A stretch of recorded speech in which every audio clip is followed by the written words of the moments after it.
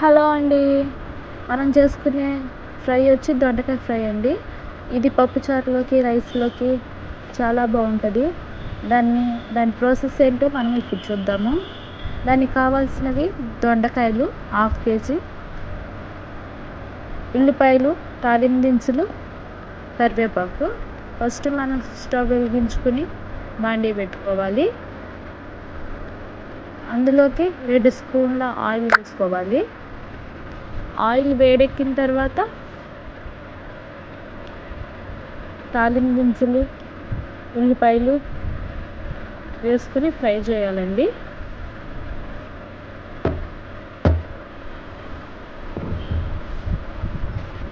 అందులోకి 2 చిన్నుల్లిపాయలు దంచుకుని వేయాలి. ఈ చిన్నుల్లిపాయలు వేసుకోవటం వల్ల టేస్ట్ అనేది బాగుంటుంది. కరివేపాకు వేసుకోవాలి. ఇవి ఫ్రై అయిన తర్వాత నేను హాఫ్ కేజీ దొండకాయలు తీసుకున్నాను. అవి దొండకాయలు వేసుకోవాలి. వేసుకుని కలుపుకోవాలండి. అలా కలుపుకొని చిటికెడు సాల్ట్, చిటికెడు పసుపు వేసుకుని కలుపుకోవాలి.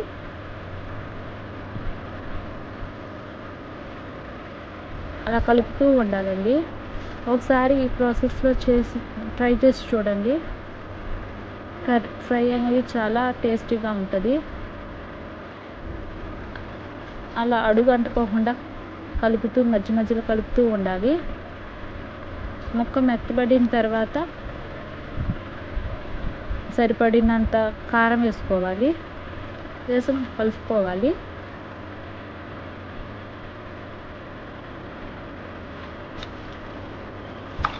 అలా కలుపుతూ ఉండాలండి.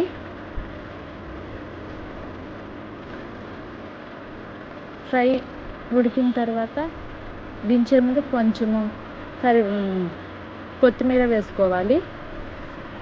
ఈ ప్రాసెస్లో ట్రై చేసి చూడండి.